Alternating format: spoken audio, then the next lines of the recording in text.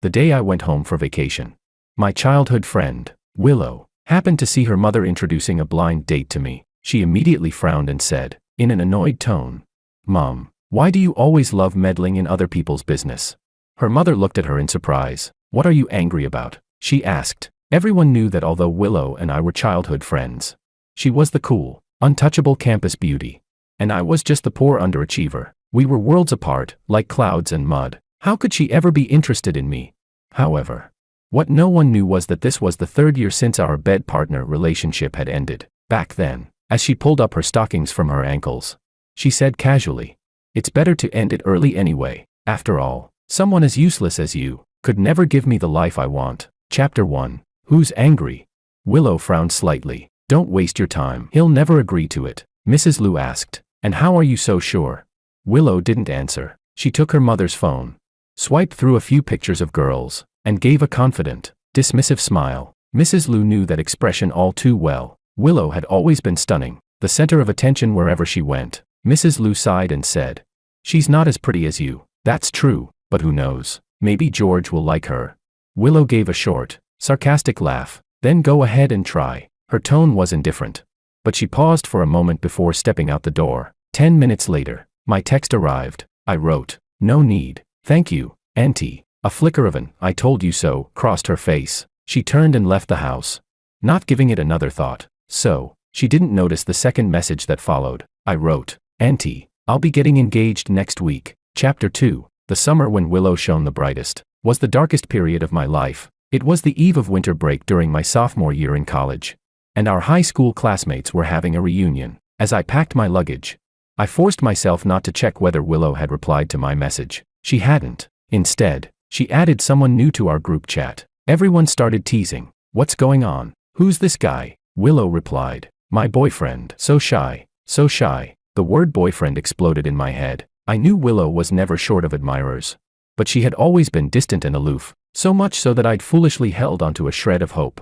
I opened the guy's profile picture. A custom-tailored suit, perfectly styled hair, handsome, confident, clearly a rich second generation. A strange wave of inferiority crept up my chest. I changed into a better outfit, used way too much hair wax, and kept adjusting my hairstyle in the mirror. But no matter what, I still looked pitifully out of place. When I arrived at the restaurant, the place was buzzing with laughter. The moment I stepped in, the noise died down. Willow was sitting beside her boyfriend. She leaned toward me, her brows raised, and smiled faintly. "George, how long has it been since you last washed your hair?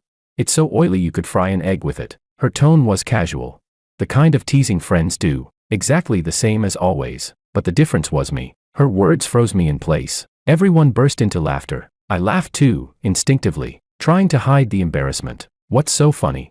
her boyfriend said mildly. He passed me the menu and added, "Come on, pick what you want to eat. We were waiting for you." He spoke politely, acted graciously, and his social skills were leagues above mine. Talking to him felt easy, disarmingly easy. Of course, who wouldn't like a man like that?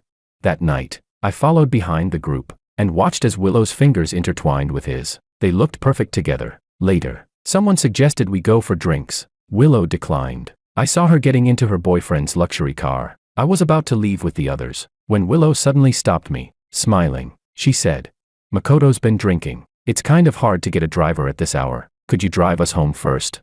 I nodded, took the car keys, and got in. Halfway there, Willow suddenly said she wanted spicy crayfish. Her boyfriend turned to me and asked casually, "Wanna come join us?" Willow blinked at me. A clear signal, "Don't be the third wheel," I said. "I'll pass." I dropped them off at the restaurant. Before getting out, I heard her boyfriend laugh softly and ask, "Coming to my villa tonight?" The Beijing night was like ink. Cold wind slicing through my ears. His words were quiet, but painfully clear. They walked away, talking and laughing. I stood there, frozen, thinking of that night back in high school, when Willow waited under my building for me to ride her to school on my bike. Back then, I used to wonder, if one day I could drive, how would she feel sitting in my car?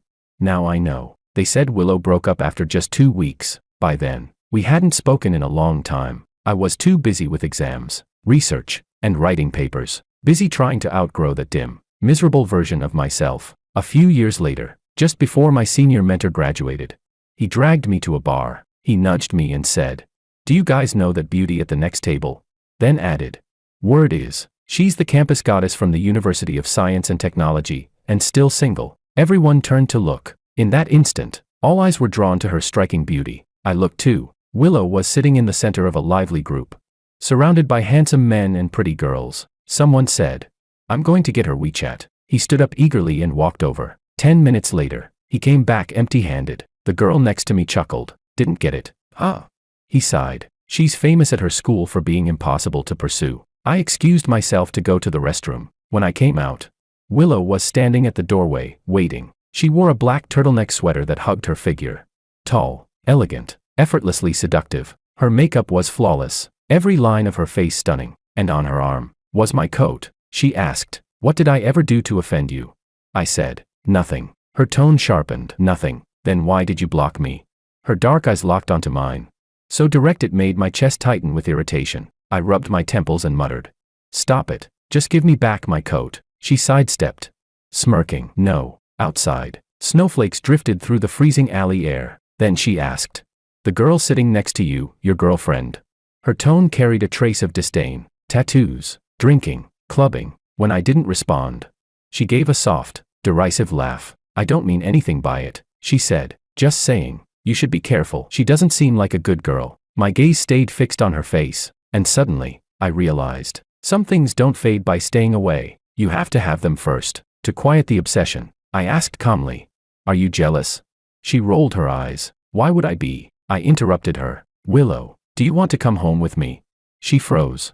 As if she didn't understand the question, I continued, "If you don't, that's fine. I'll take her home instead." I turned to leave, but she grabbed my sleeve. That night, under the first snow of November, began our secret, hidden relationship. At first, I just wanted to know, what would that proud, untouchable face look like when lost in desire? Now I knew. Even in bed, she was sharp-tongued as ever. With a look of disdain, she sneered, "Seriously, that's all you've got? How do you even dare to ask girls out?"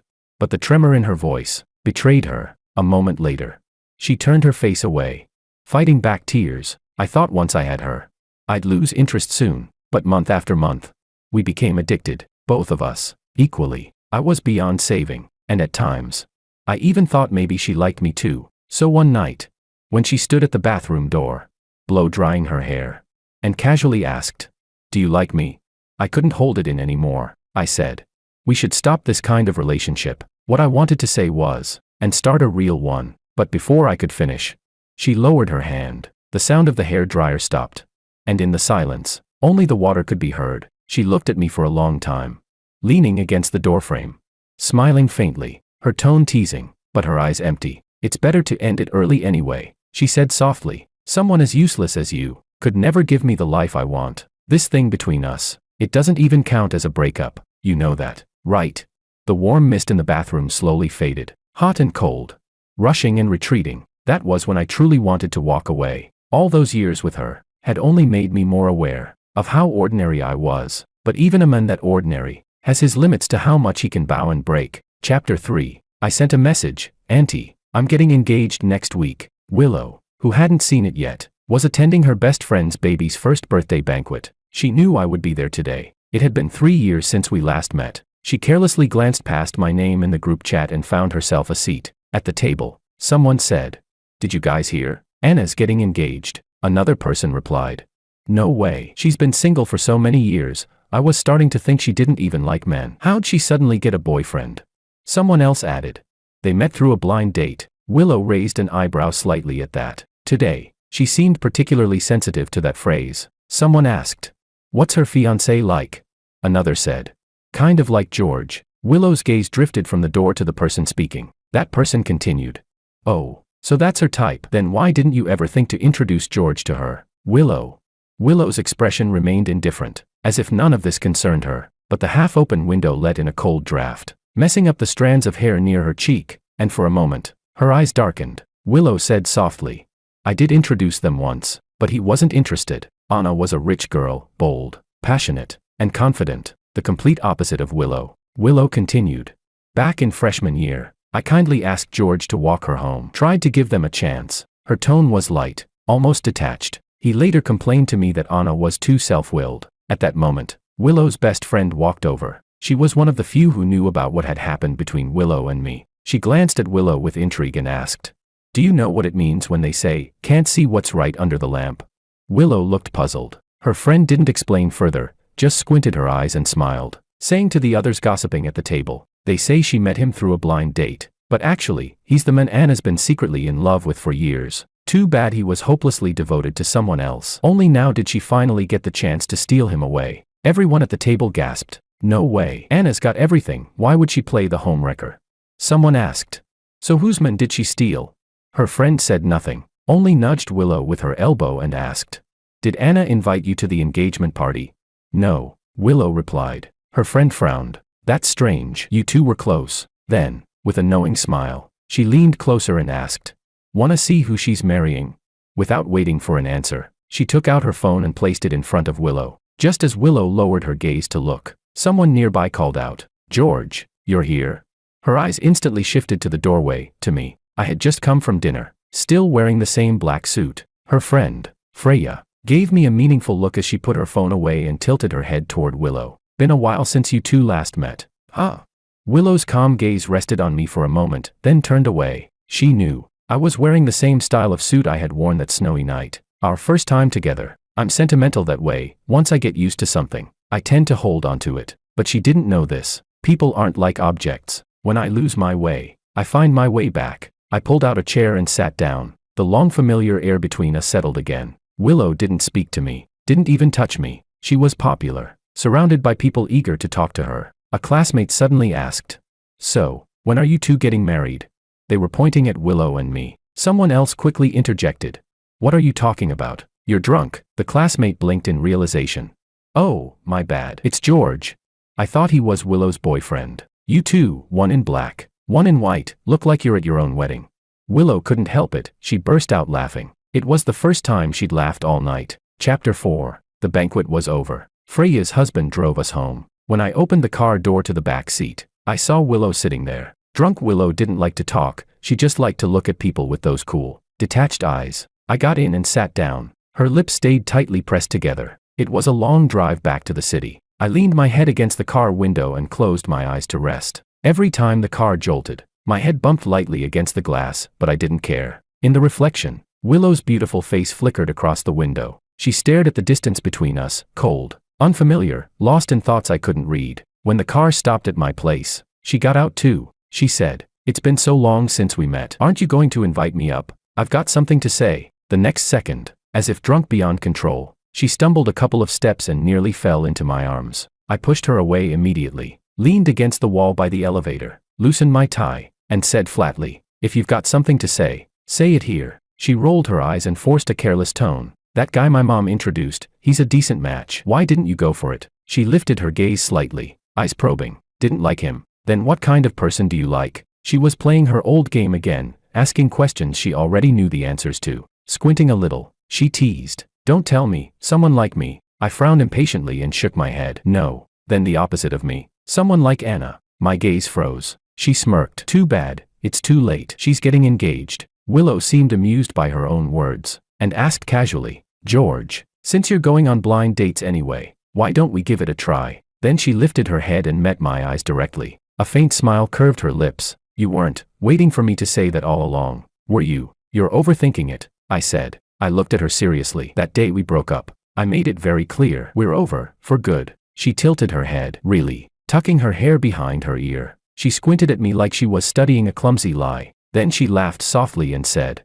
"Oh, fine then. But don't marry someone random just to forget me." Willow's tone was confident, like she believed this was just another Simturn master trick, a childish role reversal. It was naive, almost ridiculous. With a playful smile, she added, "I'm sure you'll find someone better than me. Let's hope you won't regret it." Chapter 5. Willow got back into the car, leaning against the window. She watched as the light in my apartment flicked on. She hadn't actually been drinking. Her glass had been filled with flat cola all along. On the drive back, Freya, sitting in the passenger seat, sighed helplessly. "You really didn't have to do all that, you know." She glanced back at Willow. "It's been 3 years since you broke up, and you're still so sharp-tongued. How can you be sure he still likes you?" The city lights streamed past the car, flickering across Willow's dark eyes. "I just know," she said. The car fell silent. So silent that Freya nearly dozed off, until Willow suddenly spoke again. We didn't break up. Freya frowned. What? Willow's tone was calm, almost matter-of-fact. George only said it was over. He never said, let's break up. Freya groaned. Did you two even have a real talk about it? Willow let out a cold little laugh. Why wouldn't it count? Of course it doesn't count, Freya said, shaking her head. He saw you with your first love. He knows exactly what you're like when you truly like someone. Willow, don't you think you're being a bit too self-righteous? You just assume he'll always like you because he spoiled you too much back in college. He'll move on. He can fall for someone else. Willow rolled her eyes and let out a mocking laugh, clearly unconvinced. He wouldn't dare. Freya gave up arguing and changed the subject. Anna's engagement is this Saturday. Are you going? Of course, Willow said. Why wouldn't I? She pouted slightly. I just want to ask her why she didn't invite me. Chapter 6. I once thought I couldn't do it, but in the first year after ending that twisted relationship with Willow, the obsession, the feeling that no one but her would do, faded away. What followed was a monk-like calm, a period of quiet detachment. I lived alone in Beijing while my friends around me got married one after another. I had liked her for more than 10 years, and it never led anywhere. I often thought, if only I had fallen for someone else, someone who actually liked me back, how lucky that would have been. Then maybe I wouldn't be here, meeting strangers on blind dates. It was in that mood that I walked into the restaurant and met Anna, a setup through my professor. She was taller than Willow, with a narrow waist, long legs, and striking curves, a kind of beauty that demanded attention. Hi, I'm George, I said, taking a seat. She had been looking at her phone, but when she saw me, she froze for a moment. I went straight to the point. So, are you the one I'm supposed to marry? Her lips parted slightly in surprise. I immediately tripped over my words. I mean, aren't you the one my professor introduced me to for this blind date? She blinked. No. Her voice was clear and light. A few minutes later, after checking my phone, I realized I had sat at the wrong table. My advisor's Mandarin has an accent. They said table 10, but it came out as table 4. I was so embarrassed I could have dug out a 3-bedroom apartment with my toes. I'm so sorry, I stammered, jumping to my feet, only to meet her calm, amused gaze. She was smiling. 6 years ago, you picked the wrong girlfriend, she said. 6 years later, you picked the wrong future wife. George, your eyesight really hasn't improved. Willow always thought I met Anna because of her, but that wasn't true. I hadn't seen Anna many times, but every encounter stayed vivid in my memory. The first was after school in our second year of high school. I had been waiting by my bike for Willow for a long time. She finally came out and said, "Don't wait for me. It's not like we have to go home together." She didn't want people to misunderstand our relationship. Normally, those words would have stung, but that day I said nothing. She asked, "What's wrong?" I said, "Someone from your class told me." She cut me off, impatient. "You mean that boy who confessed to me? He's from the next class over." I turned him down. "Okay." Then she snapped. "Who do you think you are? Anyway, my parents told you to look after me out of politeness, and you actually took it seriously." I frowned but said nothing more. I just stopped and turned back for a moment. Up on the second-floor corridor, the setting sun painted everything orange, and there was a girl standing there, watching me. What I had wanted to tell Willow was this. While I was waiting for her, one of her classmates, Anna, had come up to me and said softly, "Don't like her anymore. Like me instead." There had been sadness in her eyes when she said it. I remember thinking, she must have been hurting. The second time I met Anna was during sophomore year, on Valentine's Day. A bunch of us had rented a villa on a mountaintop to celebrate Willow's birthday. David, ever the joker, was doing fake fortune-telling for everyone. When it was my turn, he laughed and said, "George, my man, looks like you're in for some romance tonight. Love's in the air for you." But by then, Willow already had someone she was involved with. Her first love had been pursuing her intensely. The entire gathering had actually been organized by him for her. Of course, back then, I didn't know that. That night, I drove, waiting only to take Willow home. I laughed and waved off David's teasing. "That's nonsense." David, never one to back down when it came to his ridiculous fortune-telling, said firmly, "Hey, the night's not over yet. How do you know it's nonsense?" Just then, my phone buzzed. Willow's message popped up. "I want to go home. Haven't you had enough fun yet? Come out already." I turned my head and saw someone getting into a car outside the floor-to-ceiling window. I hurried out, not even bothering to put on my jacket properly. I pulled open the car door and blurted out, "So early," I thought, but the face that greeted me wasn't Willow's. Those clear, calm eyes, I recognized them instantly. It was Anna. Her expression said, "I knew you'd mistake me for someone else." She said, "I've got class tomorrow morning, so I'm leaving early." Inside the car, silence filled the space between two near strangers. I'd heard that Anna went abroad for college after high school. When I see someone I don't know well, my mind automatically replays every memory I have of them. But with her, There was only that one from sophomore year. Don't like her anymore. Like me instead. Maybe she'd only said it on a whim. With a face like hers, Anna had probably never lacked admirers. She'd have forgotten me long ago. Not sure if anyone else still needed a ride. I texted David to check, but before I could put the phone down, I accidentally tapped the voice message he sent back. His awful, raspy voice blared through the car speakers. Hey, is that Anna in your car? Bro, that's one hell of a catch. She's even on those must-date rankings. Word is she's famous for it. I wonder what it's like to sleep with her. Don't waste time, man. Take her to a hotel now. I'll block the others for you. I slammed at the screen, mortified, wishing I could throw my phone out the window. What damn ranking? I've never even heard of it.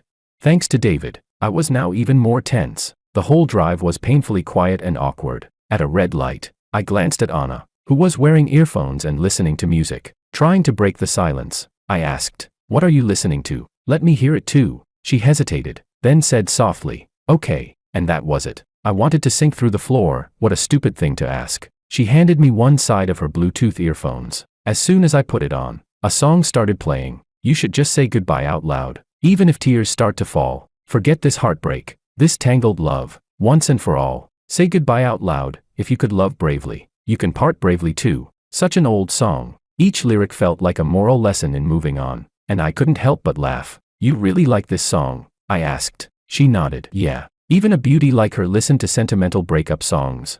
I grinned. Haha. What? Still hung up on someone? She frowned slightly, looked at me for a moment, and then nodded again. Yeah. I asked. So, if you listen to that song enough times, you'll forget, right? She didn't answer. Instead, she rolled down the window. The air outside drifted in, salty, damp, carrying the scent of the sea glowing faintly under the twilight. The night breeze wrapped around us. I can't forget, she said. My hands tightened on the steering wheel. The wind blew through the car, tangling my hair. Then I heard her say softly, "George, relax. What I said before still counts." I turned my head. Those alluring peach blossom eyes of hers were fixed on me, as if saying, "Choose me, choose me, choose me." At that time, I was at the lowest point of my hopeless crush on Willow. I had imagined countless times what it would be like if she liked me back, driving together, sitting side by side, spending Valentine's Day at the seaside, listening to music. But by some strange twist of fate, that day, it all came true with Anna. So when I got home that night,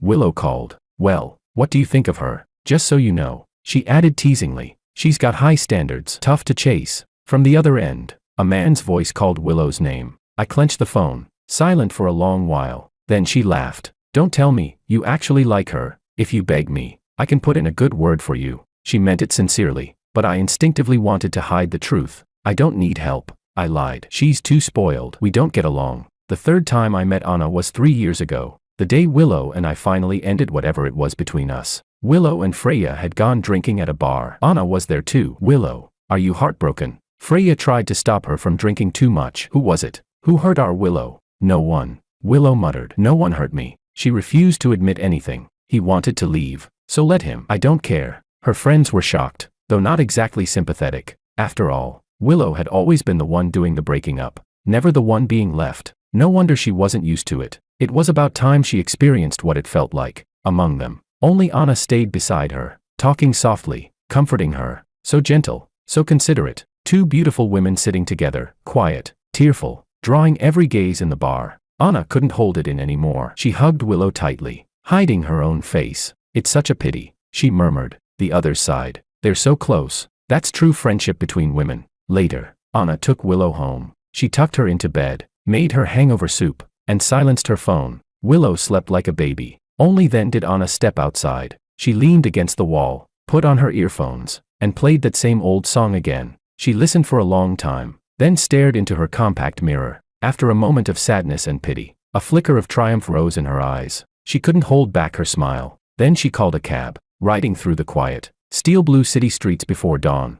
She arrived at my apartment and knocked on my door. She said, "My best friend just broke up." We both knew who she meant, Willow. I thought she was there to confront me. "So?" I asked. But she said, "I feel awful. Comfort me." Anna's eyes were red, like she had been crying. I froze, flustered. "Don't be sad," I said quickly. "It's not because of you. I just don't love her anymore." "Hey, don't cry. Please don't cry." I reached out and pulled her into a hug. Her head rested on my shoulder, trembling with quiet sobs. She looked so fragile. A few seconds later, I realized I had crossed a line and started to let go, but her slender arms looped around my neck, holding me tight, erasing the space between us. I thought she must really be hurting. Only later did I understand. Willow never had to set anything up for me. Anna had been watching me all along, waiting for her moment. Chapter 7. Just like that night at the restaurant, I was still stuck in the embarrassment of having sat at the wrong table for the blind date. I apologized. Sorry. I stood up to leave. She grabbed my arm.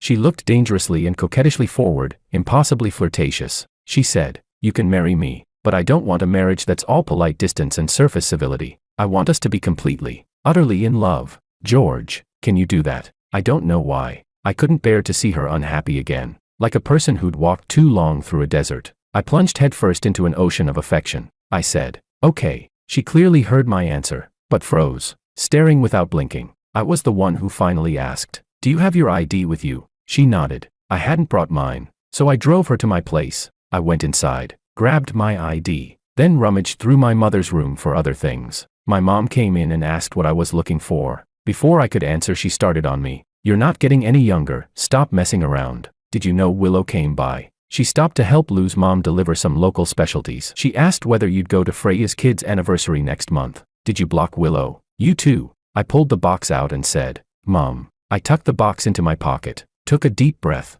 and felt a strange swelling in my chest. "I'm going to marry someone who really, really likes me," I said. My mom froze. She asked, "So, do you like her?" "I do," I said. "Oh, congratulations." "Then," she replied, without waiting for her to process it. I rushed downstairs. Anna was waiting by the car. When she saw me come out, she opened the door to get in. I grabbed her wrist and asked one more time, "Are you sure you want to marry me?" She nodded. I stared at her and said, "Anna, hold out your hand." She held out her hand and I placed the family heirloom ring on her finger. That evening after we got our marriage certificate, we stood under a street lamp. It was drizzling in Beijing. We shared an umbrella. She asked, "Are you going back to school after this?" I shook my head. "The students are on winter break." She said her flight back to Paris was tonight. I nodded and said, "Okay, go ahead then." She snorted with amusement. "I mean, do you want to come with me to meet my mother?" Outside the airport glass wall, the sky had gone into that blue hour. We boarded the plane to Paris. We left this city that held too many of my painful memories. On the plane, she suddenly handed me a card. I looked at it, stunned. She said she never imagined we'd actually get married. The money on that card had originally been intended as a wedding gift for me and Willow. "Consider it the deposit for our wedding home," she said. I checked the balance on the card and couldn't help but say, "If you really give this to me, I should owe you a change my mind fee." I added, "It's crowded on the plane now. When there's fewer people, I'll do a proper kowtow to you." The week we arrived in Paris happened to be Christmas season. Anna took me to meet her mother. "So you're George," her mother said with a smile. I asked, "You know me?" "Of course," she replied. When Anna was a teenager, her notebooks. Before she could finish, Anna quickly changed the subject. On the way back to the villa, snow began to fall. I held her hand as we walked, leaving footprints on the starlit path. We bought a lot of things, decorating the lakeside villa until it looked perfect. Inside, the heating was warm and soft. I lifted her into my arms. Her pale skin flushed faintly pink. Strands of hair stuck to her damp forehead, and her misty eyes fixed on me with startling clarity. She raised her hand easily to hook it around my neck, but I caught her wrist instead, pulling her closer. It gave me the chance to go further. I said, "Anna, say something." She asked breathlessly. "Say, what?" I replied. "Anything." The next second, she tried to speak, but her words broke apart into fragments. She couldn't form a complete sentence. I had done it on purpose. That morning, I stood before the floor-to-ceiling window and took a picture of the Paris sunrise. I posted it on social media. 2 messages arrived soon after. One was from Freya, "Will you come back for my banquet?" The other was from Willow's mother, "George, Auntie wants to introduce you to a nice girl." I replied to both. Then I went back to bed, and Anna curled into my arms. She whispered that we'd go back to country in a few days for the engagement ceremony. She was the kind of woman who wanted things official, every proper step taken, every title earned. Chapter 8. He's not capable of that, Willow said. After the banquet ended, she went home. All the way, she kept wondering why hadn't Anna invited her to the engagement party. Anne, who was Anna marrying? When she got home, she saw her mother picking out dresses, clearly preparing for something formal, like a wedding. Willow leaned against the doorway, watching silently for a long time. Her mother jumped. "Goodness, you scared me. Can't you make some noise when you come in?" Willow pressed her lips together. I was thinking. She didn't explain further. Instead, she asked, "Are you going to Anna's engagement party?" Her mother froze for a moment, her expression turning complicated. You already know, she asked. Yeah. Mrs. Liu studied her daughter carefully. Willow frowned. Why are you all looking at me like that? It's just Anna getting engaged. Are you going? Her mother asked quietly. Of course. Willow stepped out onto the balcony and pulled out her phone. Even though she'd been blocked, she still remembered George's number by heart. The call connected. Are you free on Saturday? She asked. I said. Why? Come with me to Anna's engagement banquet. You still remember who she is, right? When I didn't answer, she spoke softly. I won't bring a gift, let's just count ours together as one. She paused, then added, George, you know what I mean, right? I stayed silent. For once, she was patient, until another voice came from my side, Anna's. Sorry, that doesn't work, she said lightly. He doesn't need to prepare any gift money. A few seconds passed. Willow's voice trembled. Why? She asked. It wasn't clear whether she was asking why Anna was the one answering, or why I didn't need to give anything. Anna chose to answer the latter. Willow, she said calmly. Why would my husband need to give a wedding gift to anyone? Silence. Only the faint sound of breathing came through the line. Then Willow said quietly, give the phone back to George. Her voice was emotionless, almost too calm. I took the phone. She asked.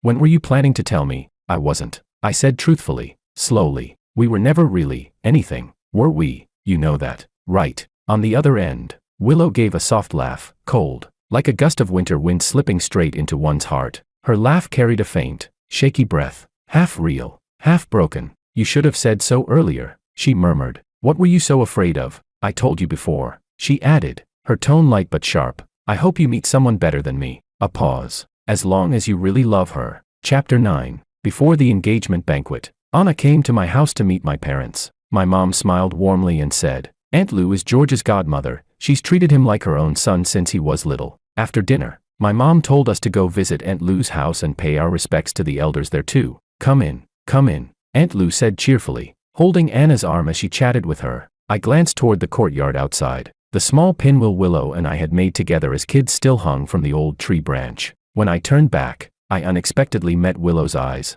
She was standing at the staircase, wearing slippers, slowly walking down from the second floor. I hadn't expected her to be home. She'd barely visited her parents' house in recent years. How come she was suddenly showing up so often?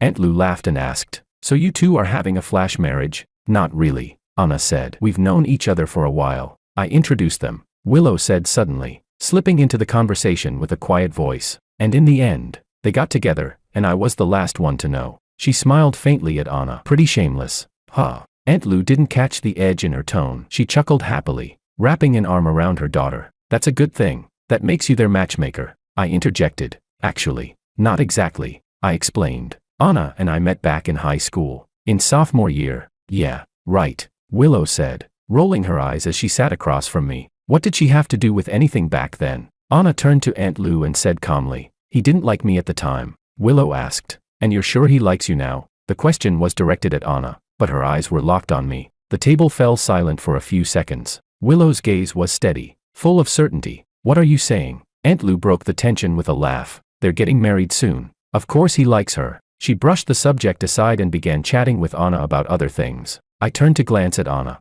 Her expression stayed composed, but I could sense her unease. Beneath the table, unseen by anyone, she reached out and poked the tip of my finger lightly. I tried to catch her hand, but missed. She wiggled her fingers slightly, teasing, her way of saying not good enough. When she reached out again, I caught her hand completely this time, our fingers interlocking tightly. That made her smile. I couldn't help smiling too as I looked up, only to meet Willow's eyes. She was staring straight at me, her gaze drifting downward. She'd seen everything. Chapter 10. The engagement banquet. Willow stood with a group of friends at the reception area, staring at the photo of Anna and me on the welcome board. They signed in one after another. When it was her turn, the person before her passed her the pen. She took it, but suddenly, she couldn't bring herself to write her own name. It felt wrong. Her name didn't belong on the guest list of this wedding. She pulled the pen back slightly, wrote nothing, and handed it to the next person. I told you so, Freya said beside her, taking the pen and quickly signing her name. Even George is getting married, becoming someone else's husband now. She watched Willow carefully, waiting for some reaction,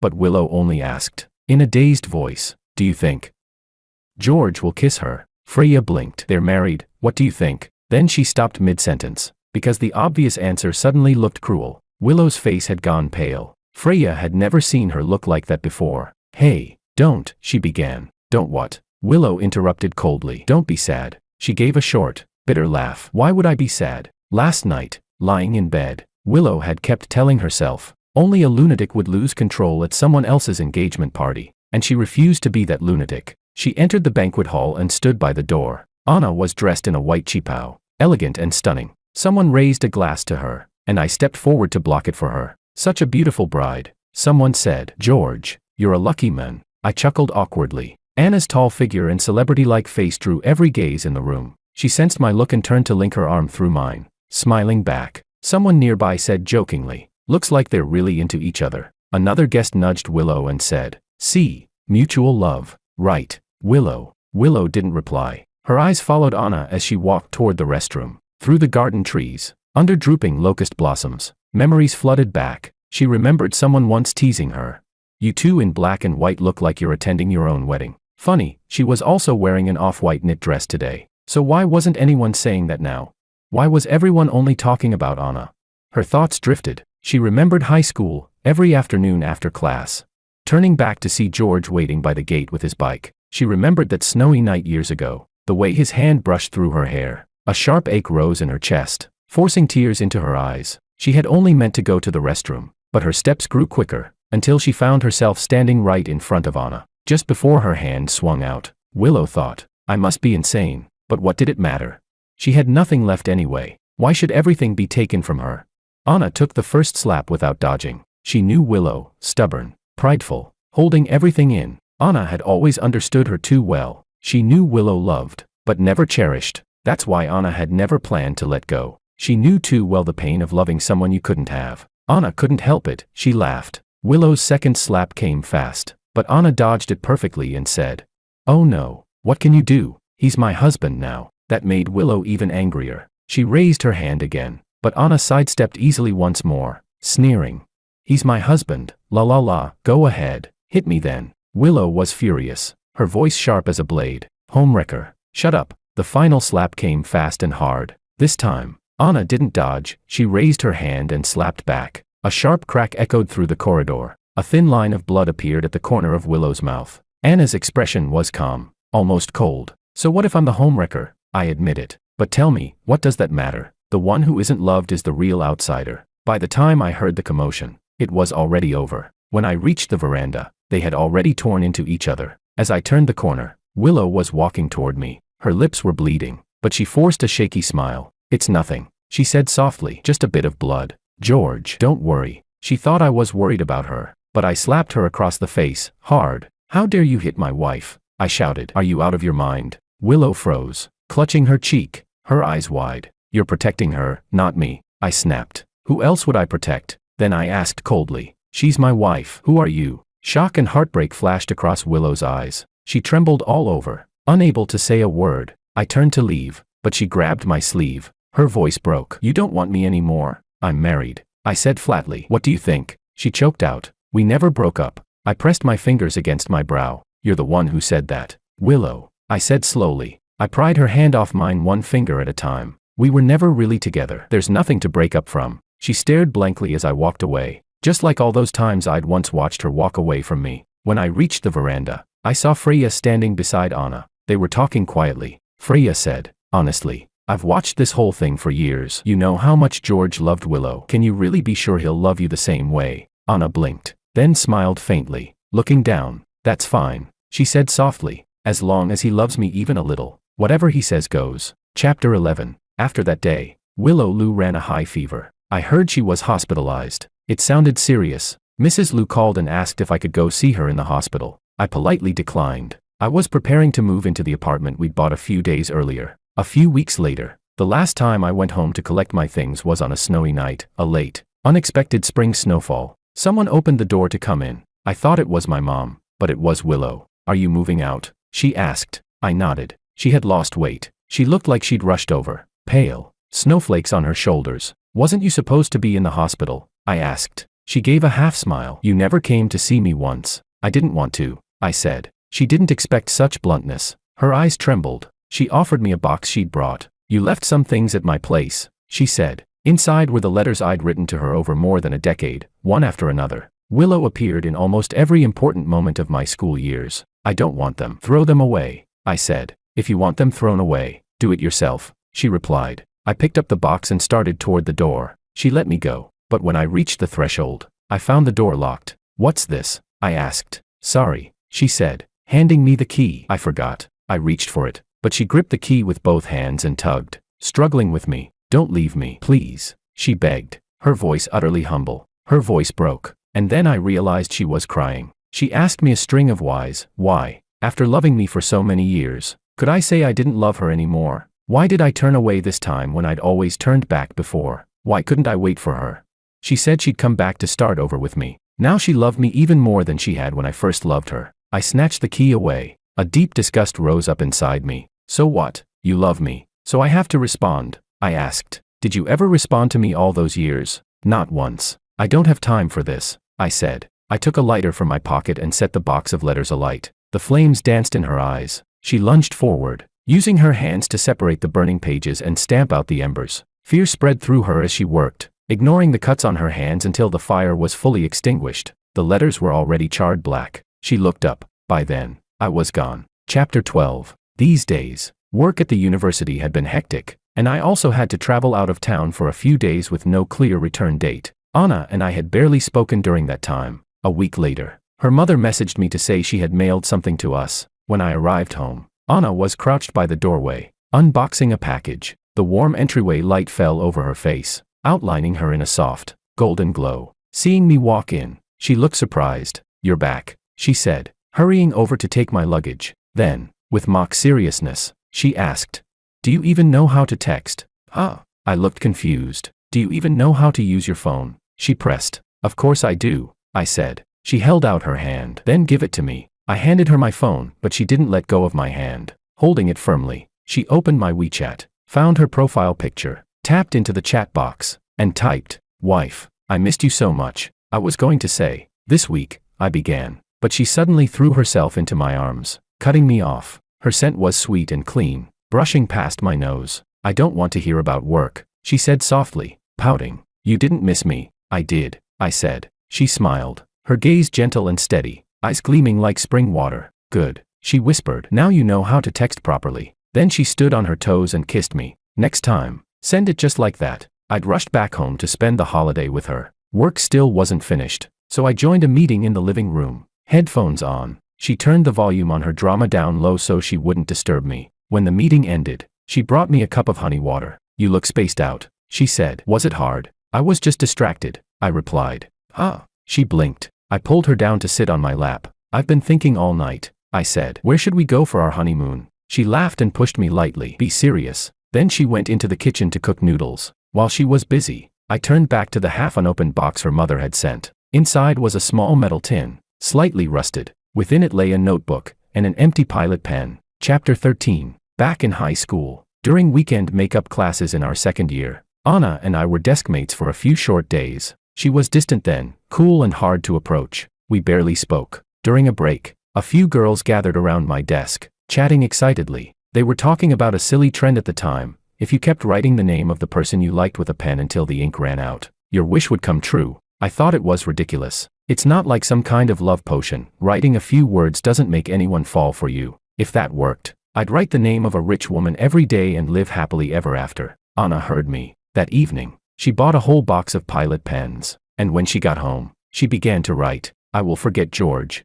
I will forget George. I will forget George. I will forget George. I will forget George. I will forget George." She wrote until every pen in the box ran dry, then bought more. She kept writing, from her second year of high school, all the way through her third, until graduation. When the pages finally ran out, and everything went blank, the thick notebook and the empty pens were locked away in a rusting metal tin, unseen by anyone, until years later, when I opened it. Page after page, the handwriting was neat, every stroke earnest. When I flipped to the back, where there was barely any space left, I found a new line written in smaller, finer handwriting. "Forget it. It's impossible." The date beside it, Valentine's Day, sophomore year of college, the day she flew back from abroad to see me. I picked up a new pen and quietly wrote beneath her last words, "Happy wedding, Anna." Chapter 14. I used to ask myself again and again why I couldn't let go. Later, I realized it was because love, for so long, had no echo. But now I've finally heard it, I said. Anna. She looked up. I smiled faintly. You're really noisy. Noisy enough that the 17-year-old me, who never heard a reply, finally heard your voice at the end of my 20s.